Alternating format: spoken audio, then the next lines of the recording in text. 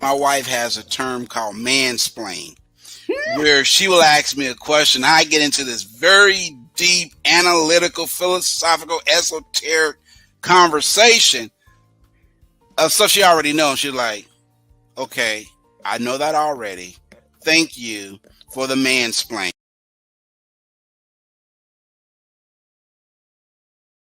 Unleash your potential with MetaMindStream, disrupting possibilities. Dive into the fusion of positive neuroscience and business strategies with Anne Scottlin and Dr. Lyman Montgomery. Break free from limiting beliefs, expand extraordinary lives, and boost business profitability. Hi, and welcome back to the show. Welcome back to MetaMindStream. What is MetaMindStream? We are disrupting what's possible, and that's a positive thing. In case you were wondering, here is my co-host, Dr. Lyman Montgomery. Hi, Lyman. Hello, how are you doing? I am great. I'm so excited. We're already here on episode 2 of MetaMindStream, and just so excited because this is something we've been dreaming about for a long time, to expand the mission of our company, Focused MetaMindset, and the benefit that we're bringing to the public.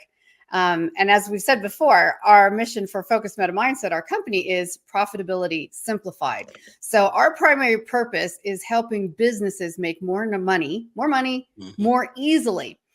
But we had to create a show that also handles everything in your life, lifestyle issues and questions, because sometimes that's where the rubber really meets the road, and how that affects you is how you affect your business. So we came up with MetaMindStream. We have a business segment at the front, and then we have a lifestyle segment at the back, and it just gets more and more fun as we go along. So super happy to have you all here today. And let me just tell you a little bit about what we do. We bring neuroscience to actionable business strategies. If I said that 17 times in a row, I might be able to get it straight. Actionable business strategies and neuroscience merged to take the greatest possible advantage to your business. So today we're going to jump straight into our business segment, and we're going to talk about that in a minute. It's going to be about communication clarity, how profit multiplies around communication. The profit multiplier, communication clarity. Well, Lyman, you and I have developed a good communication style, haven't we? We absolutely have. And even though, as the last time we talked about, we don't always agree, we are always in alignment.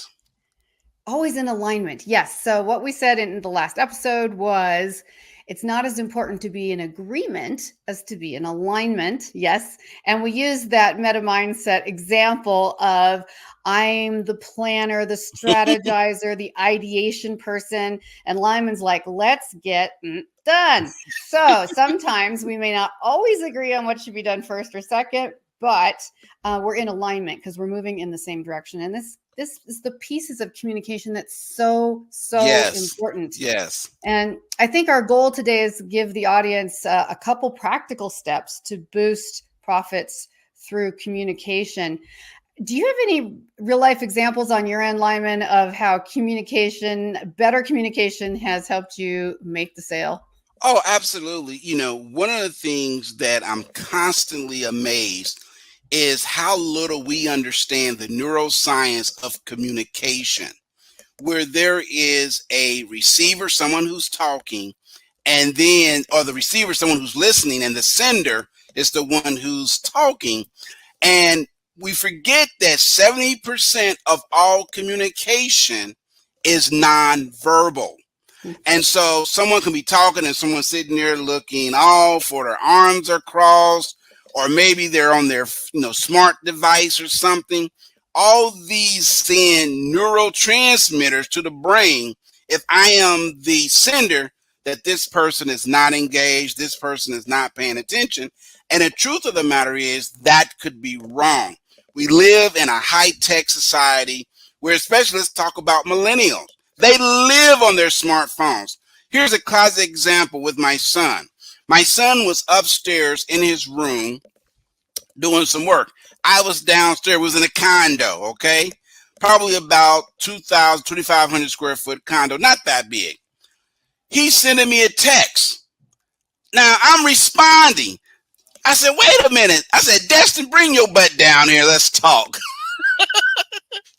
And so we had to create a rule that during dinner time, put the phone down, lean in and listen. Because he would sit there and go, I'm listening.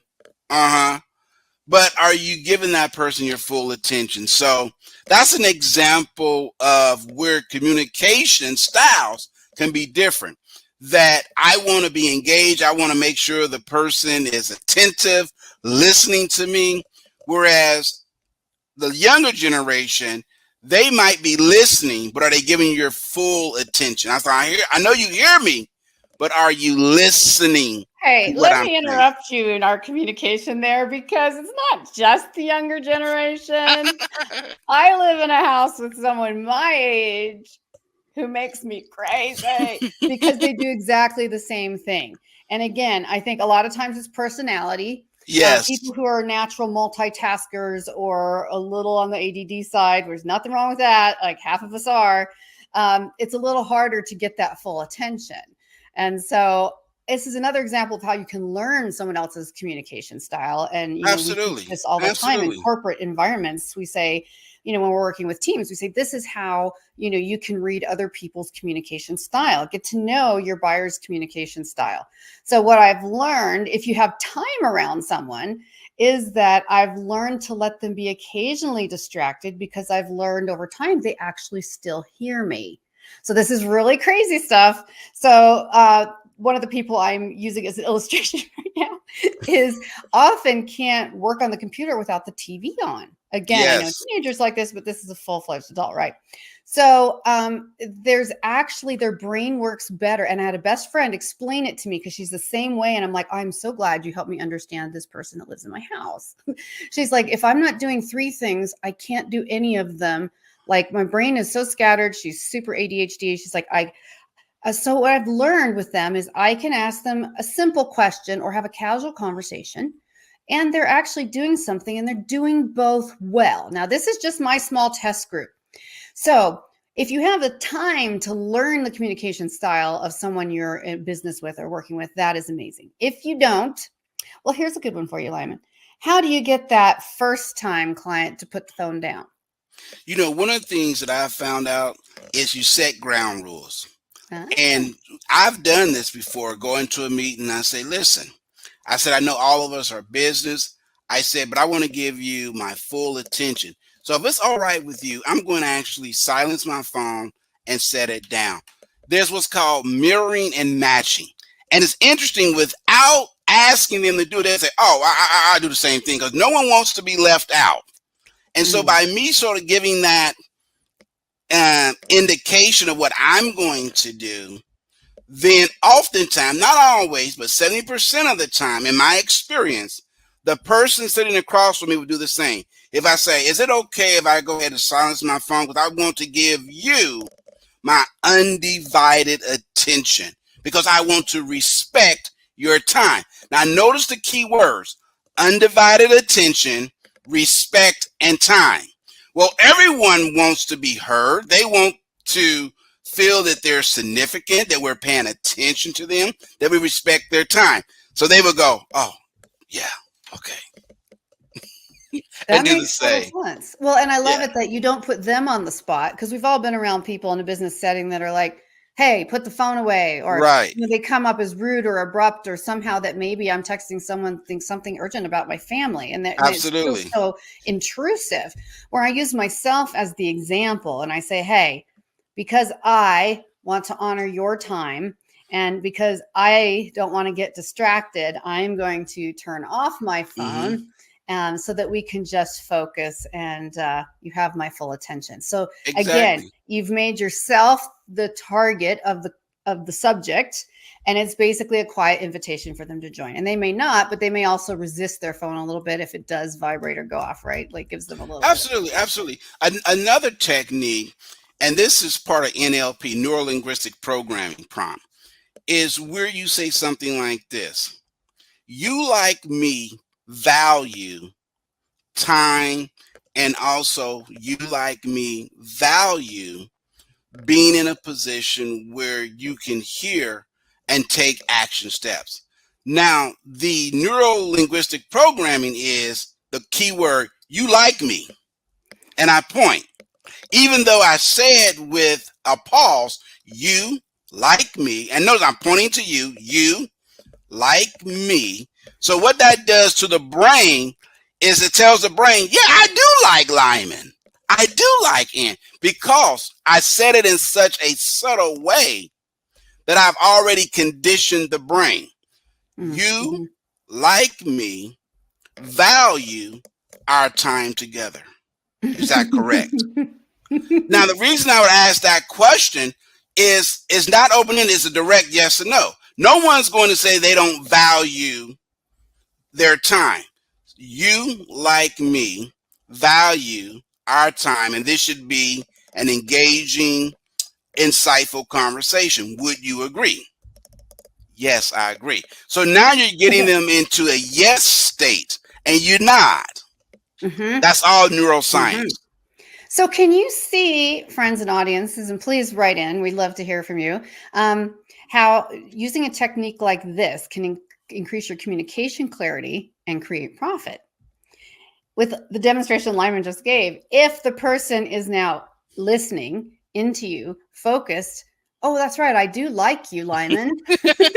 Maybe I'm actually really interested in what you have to say. Yes. Maybe we can, we want to distract. If you're in sales, sometimes there's a time for selling and negotiating. There's also a time for selling effortlessly. And this is what we talk about in using a focused meta mindset. Absolutely. It's guiding conversations painlessly so that it becomes more natural for people. So they don't feel like they're going to be pounded into the ground with a hammer to make the sale, but like, oh, I'm having such a nice coffee with, Lyman Montgomery, and he's telling me all the stuff he does. I don't know if I need all of those services yet, but this is really interesting. And then later, they're still listening when you mention the service they really need. So it's like this guidance. This is why we say, absolutely, again, the principle of focused mindset is profitability more simply, right? So profitability simplified instead of pushing, using smarter tools. That's why it's meta mindset, going beyond and above. And going up beyond and above. The other strategy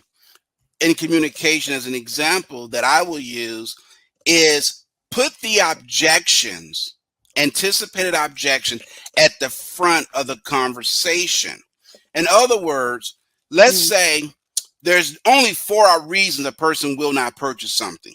So I will start off and I would put those objections and the counter to those objections. I would start off the conversation like this. Let's say it's cost, right? You have a high ticket product or service. I would say most people may look at this product and they will make a determination based on cost. Let me ask you a question. Would you prefer to have the number one, let's say you have to have surgery, right? And you see a sign that says 50% off brain surgery today only. Okay. Or would you have an idea, because it's a neurosurgeon, that they're probably going to have a higher price point, but the quality is going to be higher? Because if you're going to just go on cost, then why not go to the one 50% off for neuro brain surgery? Get it for 6 payments or $499. Probably that's not a great place to go have brain surgery. Okay. The second strategy that person can use in that conversation is, let's say, time. Well, I don't have time. And I would say this. I say, what's interesting about time? All of us are given as a gift 24 hours in the day. And some people talk about time management. But my 24 hours are way shorter than yours, Lyman. But let's think about it this way. Is what do you do with those 24 hours? So a person says, I don't have time. I will redirect and say, well, are you able to, do you know something that we don't know? Are you able to bend time? And look at me kind of crazy. What do you mean bend time?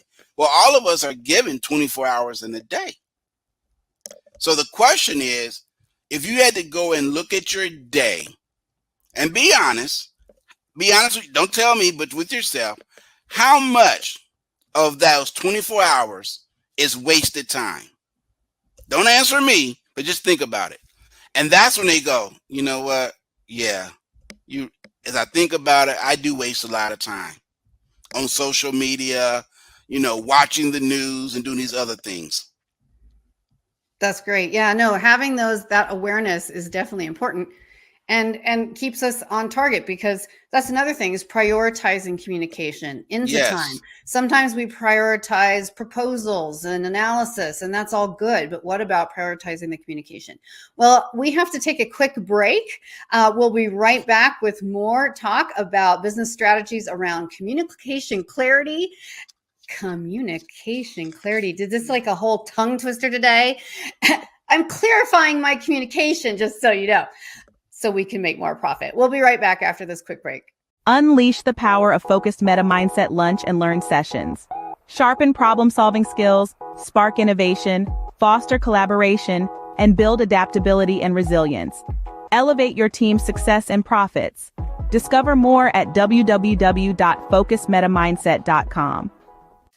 All right, everyone. Thank you. Welcome back to MetaMindStream, where we are making a difference in how your business makes money and what is really possible in your business. And we've been talking today a lot about communication and how communication can really help you increase your profits. We've given you some great examples, some great ideas and action steps. So now we're in the second section of our show, which is the lifestyle part of MetaMindStream. So at Focused MetaMindset, we realize it's not just about business, it's about your whole life, your whole lifestyle, and what you bring to your business. So Lyman, I think on that vein, maybe we can continue around communication clarity in life. Yes, absolutely. Let's talk about outside of a business relationship, let's say your personal relationship with either a spouse, a partner, or even your children, or friends. You think about the acronym ASK, A-S-K. When it comes to communication, you can break down communication with the A representing acknowledge. Whenever you're involved in communication, you want to acknowledge the person. How do we do this? With salutation. And thank you for taking time out your busy schedule to meet with me.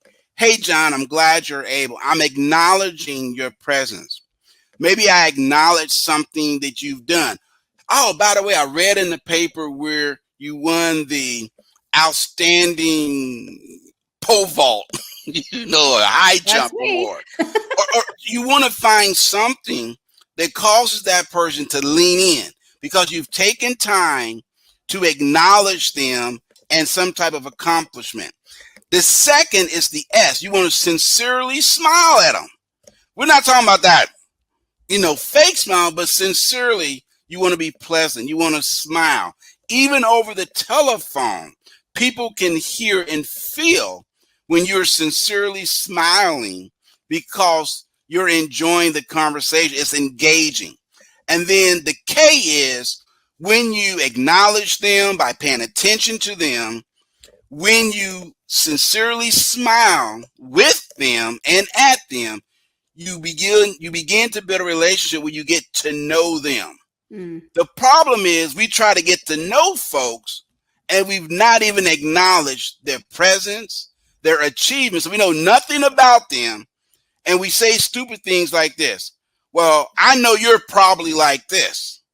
Well, how can you make that assumption when you've not spent any time with me? Mm-hmm. So again, 3 simple things: acknowledge, sincerely smile, and work to get to know them. Excellent. So ask. So we talked a lot about listening. So now about asking. So yes. I'm going to run with this thing about the smiling and whether it's sincere or not. Yes. Because, and I learned this in Hollywood. And I learned this acting, even on set with well-trained actors. If you're smiling for the part and, you're acting, which, real actors aren't supposed to act. They're supposed to just do it naturally. Right. So when you're acting, you're like, right? Well, the other person absolutely can tell and feel that you're pretending to smile.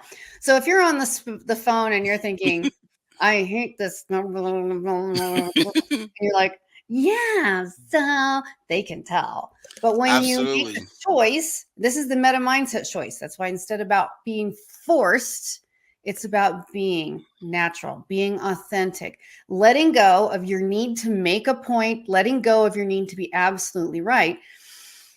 Breathe, we talked about last time, and think about the human Mm-hmm. being on the other end. They may be having a terrible day. So get rid of some of that tension in your own body, Yes.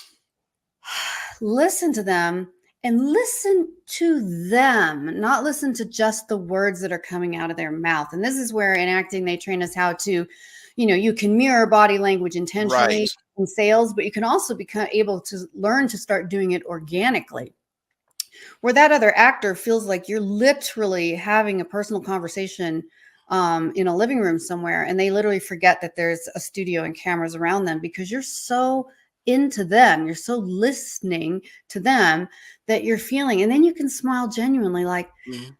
that sounds like a really tough time. I'm so sorry you have to Absolutely. do that. It's just being natural, because when people feel heard, as you just said, when people feel heard, they respond incredibly. Absolutely. You can do it with your kids. You can do it with your significant other. You can do it with work, with friends. I mean, what are your great examples, Lyman? Yeah, here's a good example where you can use a string of words, and I'm going to give you an example using the exact same wording. The only difference is where I put the emphasis and the pause. Let's say, Ann, you and I are in a car, right? I got this new sports car, right? Maserati. Ooh, It's a my favorite. two-seater. The top is down, and we're in California, and we're on the Autobahn, right? No speed limit. And we're having a conversation. And it's a great conversation. And you say, oh no, don't stop. And I keep going. And I run into a tree. And I say, Ann, how do we hit a tree? And you're like, I told you to stop. I say, no, you didn't. And you say, oh, no, don't stop. You see the difference? I'm hearing, oh, no, don't stop. But you were actually communicating when you put emphasis, oh, no, don't stop. Right. Exactly. That's exactly. We got to save that Maserati for real. Amazing. Amazing. Yeah. So communication can raise your bottom line in your relationships, raising the value of those relationships that in your everyday Absolutely. life, your family, your friends, even your coworkers, because that's a whole different section of business, right? It's a whole separate Absolutely. element. We talk about, Absolutely. are you matching the client? Well, are you matching your coworkers? Maybe you don't have Yeah. direct contact with your clients. Maybe you're not a client manager. Maybe you're not a salesperson. So how are you keeping the wheels greased around you? Absolutely. And And that's why it's learning about important. people's Yes. differences, being willing to listen, I'm ask glad and you listen. said that. I'm glad you said that, Ann, because that is the missing piece. The willingness part. A lot of times people want to get their point across and they're not willing to listen or to pause, hit the brakes to get to allow the other person to get their thought fully out before we're jumping in, cutting them off. Like I sort of done. But I was just thinking, but you just cut yourself off very nicely. So I had to check in to take a breath and transition perfectly. See, we're demonstrating this for you all in real life Exactly. right now. This is perfect. This is our always an ongoing game. We have so much fun because it's real life, and it's how can you do everything in a meta mindset way? How can you level it up? How can you go beyond willpower? I will listen to this person if it's the last thing I do, Yes. and go to, I'm going to listen to this human being because they have their own needs and concerns. I got Sometimes a you even have to question for shelve you. the if I make the sale part. Yeah. That's important, but sometimes you just have to be like, okay, this person, what's more important? Someone who's going through a horrible divorce Mm. and they're emotional and frustrated, and they just start talking about their life when you're supposed to have 20 minutes to have a business meeting. Now, you could either say, hey, listen, I hate to cut you off, but we really need to talk about this product, or you could just listen for 20 minutes. If they really feel heard and appreciated and noticed, the chances are they'll be more than happy to set that second meeting time, right? Yes. So reading people, your agenda can't be so rigid that you can't be adaptable. So being meta is being adaptable. It's less about pushing and more about using your gut, your instinct, whatever you want to call that, your higher power, if you will. Use those, but you know how animals have instinct and they have all these great and super sensitive, all of their smell, sight, sound, everything, right? All their senses are heightened. It's like they have 1,000 antennae on them. Well, some of them do, but some of them have like 1,000 eyes, right? So they're perceiving and grabbing all this information. And somehow we've become so outcome focused that we often forget to be organic, that we're part of nature, that we're supposed to be using our senses to receive information that's crucial ultimately to getting the sale, making the deal, settling a disagreement with our boss, whatever that might be. So really loosening yourself up to be present. And, there's so many ways to do that. I mean, you can do that in your interpersonal relationships at home too. Absolutely. Absolutely. I have a question for you, Anne. As a,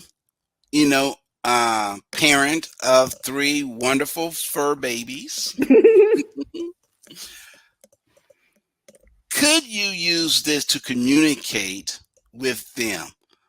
Or is it pretty much they don't care as long as you got food, because, you're an animal lover, dog lover and everything. How would this work? Let's say if you don't have kids, you don't have a spouse, but you have fur babies like you do. How could this work?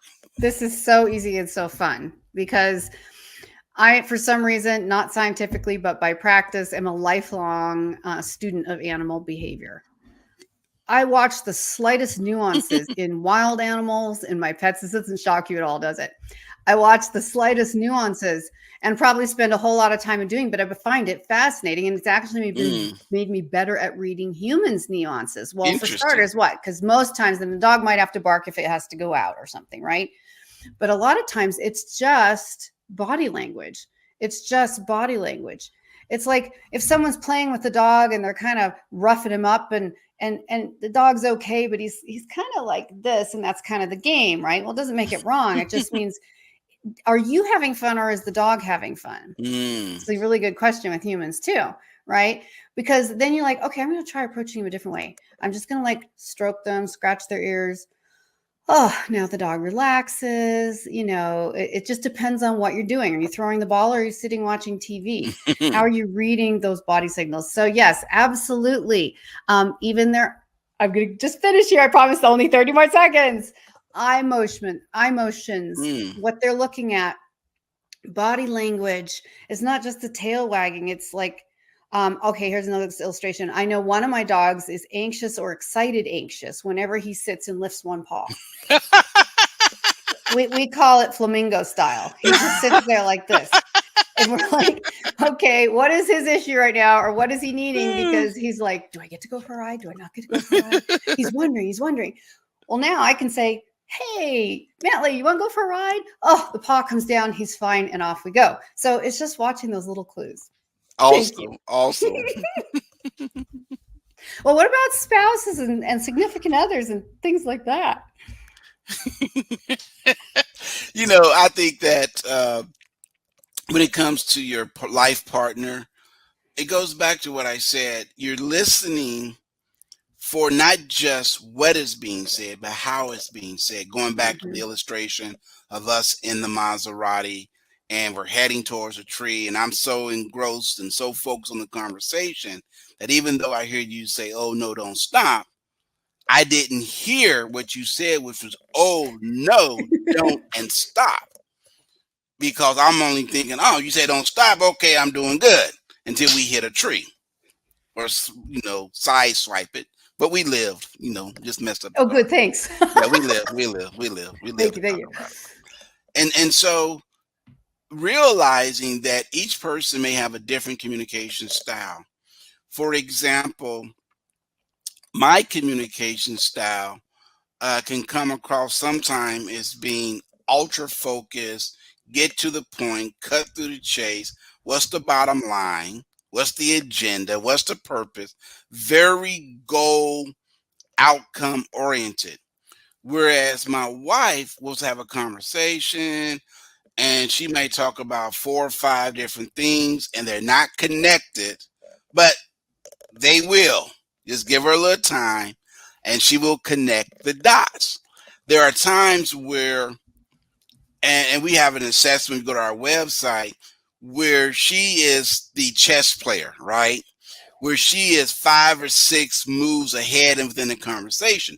So sometimes that creates stress for me because I'm not sure if we're on conversation 1 or conversation number 5 because they're all wrapped up in one. This is so good. This is so good. And this is not new information to me. And I think this is one of the times where it's very often a female tendency by just our organic makeup, right? My husband will be listening to me talk with a girlfriend and he's like, afterwards, he's like, Anne, really, you interrupted her like 100 times. And I'm like, well, but she interrupted me 100 times. He's like, yeah, but I'm like, listen, he's like, also, how do you even stay focused? Because you talked about 18 things. I said, it was parenthetical. You tell a story. In the story, there's a parenthetical story, which also has a parenthetical story. But then you're back in the middle. He's just like, okay, well, cool. You guys go have fun. Right. But as far as chess, okay, so this is your, the wife having the chess player conversation. So my husband and I are actually learning chess as we speak right now. And this is interesting around communication style because I'm a slow, deliberate learner and I learn by trial and error. I could read the book. It wouldn't do me much good, but if a trial and error. And I've accepted that about myself, about my learning style. Right. Well, he's a very well-intentioned, self-proclaimed teacher. Need I say more? So his talent is showing people how to do it and what they did wrong and how they should do it next time. Well, there's a balance. We find a balance in playing our own game of chess with chess. Let me just tell you, to find how do I get across the board and how do I win, right? So if you think of life and the communication as a bit as a game of chess, that is a bit of a MetaMindset strategy because it's about intention. Absolutely. Remember, we said yes last time, it's not about agreement, it's about alignment. So if we're going in the same direction, if we both have the same intention, which is finish the game of chess, then we'll find ways to read each other and find a common balance. Right. Another thing, I'm laughing and I dropped my head for a reason because my wife has a term called mansplain. Where she will ask me a question. I get into this very deep, analytical, philosophical, esoteric conversation of stuff she already knows. She's like, okay, I know that already. Thank you for the mansplain. And she said, men have a tendency to think they always have to be in teaching mode. So I was laughing. This is getting run down. I'm sorry. I'm blaming on you. No, it's true. It's absolutely true. So, and different couples have totally different dynamics. One of my best friends and I have found a new commonality after years. We were best friends in high school and have been ever since, which is we recently realized that she has a lot of the same patterns, behaviors, ADD, whatever, as my husband. And I am very similar to her husband. So now when we talk about it, we'll tell our frustration or our win with our spouse. And she'll be like, I'm so glad you shared that. I always wondered why he reacted so uptight when I just said, so like, I'm good at solving problems, she'd say. And I would like point out like 6 problems and how they could be fixed. And he would get so tense and like, why are you bossing me around? And why are you? I'm like, oh my God, I know. I'm like, oh, but I just learned something from you, which is, I didn't realize that made you feel unappreciated. Or my husband, when he's like, giving me that, I'm like, I just get overwhelmed and stressed out because I'm a monofocused kind of person. So when he gives me 6 tasks in 1 minute, I start getting literal anxiety, but he's already moved on. He's already like, did you pay the taxes? Can you do that? Oh, okay. Oh, wait. Did you call your mother and ask her about, oh, okay. Okay. Did you pay this bill from I'm like, I can only do one thing at a time. So it's been really fun learning and observing other people. It is. One of my favorite things is observing other people. Oh. And it's not sinister, I promise. But when we go out, my husband and I, we both love watching people, fortunately. Have you ever played this game? just watch people and talk Yeah. about it. And have you ever played this game? My wife and I would do this. We'll be driving and we'll see a couple and we imagine what the conversation is based on their facial expressions. That's amazing. I love that. No, but I'm going to do that. Yeah, it's a hoot. It is a hoot. Just drive, and especially in the spring and summertime when people are out, and just look at their body language and we kind of role play. I wonder what they're talking about, you know. Things of that nature that is just completely a hoot and fun to do. And because you're reading body language, right? Which is so fun. So our favorite place to do this is cafe culture, like especially outdoor patio cafe culture. Yeah, where not only do you have other people sitting around you at tables, but then you have a sidewalk with people walking by. And we often do this a lot when we're traveling. So this is going to be my new game. We're going to Portugal in a couple of weeks. And so we're going to have lots of cafe culture time where people aren't speaking English, mind you. And I'm not up on my Portuguese. I could barely do a little Italian, a little Spanish, a little French, a little German, and Portuguese. I'm not even remotely there. So we won't have any idea what they're saying. And we can just start going along. I'm going to say, okay, we're going to lip sync like actors. You say what you think she's saying, and I'm going to say what I think she's saying. It will go on for hours. You would get so involved and engrossed in it before you know it, 30 minutes, 40 minutes, an hour has gone by, because it's funny, especially when you look at the couple, they're not really in sync with each other. Maybe, he's ready to go and she wants something else. He's kind of like, no, it's so, you see this all the time. I see it all the time. If people in line, that's another great place.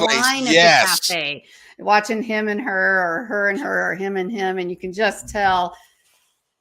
Or even all by themselves. Like, I wonder what they're thinking about. Yeah. But communication is so important, and it's so much more than just words. Right. You know, a pet peeve of mine, Ann, grocery store. Oh. And I know some of the listeners might have issue with this. I hate being behind couponers. Listen, if you're going to have coupons, have them boogers ready to go. I'm standing in line. This lady has 2 carts stacked of food, and she like opening up her bill for, I got a coupon somewhere in here. Oh, that's the wrong one. Can you give me a price check? And all I have is a bag of Cheetos or something. I'm like, lady. Well, there should be a coupon line so that everyone of there really should. Or there could be, because I know one day I'll need it too. There could be like the 55, 65 and over retirement line, which is a certain speed, which answers more questions, which has a price checker standing by, and no one feels rushed. Listen, you knew how much it came up to. If you get in line and you have a checkbook, have the stuff. You know you at the grocery store. You're sitting there going, what's today's date? And then you're trying to balance your checkbook in line. It's so true. Well, this show is about, as we have always said, about honesty and taboo subjects, even when it comes to okay, breathe, Lyman. Driving us crazy. There we go. Okay, I'm good now. But I heard you, Lyman. I heard you express your frustration as a customer when you're in the grocery store behind someone with a bunch of coupons or a checkbook that doesn't know the date or anything else. And I get that. I absolutely get that. And if it's my grocery store, let me talk to my management about a special line. That's also why they invented self-check. Yes. Well, we're almost running out of time already, but this has been such a fun episode of MetaMindStream and just discovering what it takes to raise your bottom line in business by better communication with your customers, with your business associates. How can you make that better for them? Disrupting what's possible, right? Because we have this idea that everything goes X equals Y. This setup equals this result. And it's not necessarily true. We think of things as being hard or impossible because you have to jump through 16 hoops. Mm-hmm. Well, what if we tried to not jump through 16 hoops and we just look for the staircase on the other side, right? So how can you think above and beyond? Because I guarantee I would not clear 16 hoops ever. Zach, I am totally, I bump into walls. I'm the biggest klutz literally everywhere. All right. So I usually have a bruise like here and here at all times. So finding a smarter way to do things, right? Taking it to the next level, using a meta mindset to make your business simpler, to help you make Absolutely. more money, to help you have better relationships in your real life. So That's so anyway, fantastic. all of you, go ahead. No, I was just going to say, the way you just summed that up got me to thinking about a conversation my wife and I had literally yesterday, where I asked her to do something. She's like, I live with you. I don't work for you.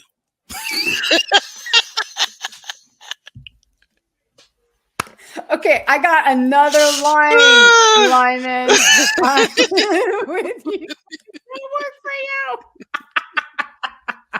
This is amazing. Yes. That is absolutely beautiful. Absolutely beautiful. Both in seriousness and in fun. Absolutely.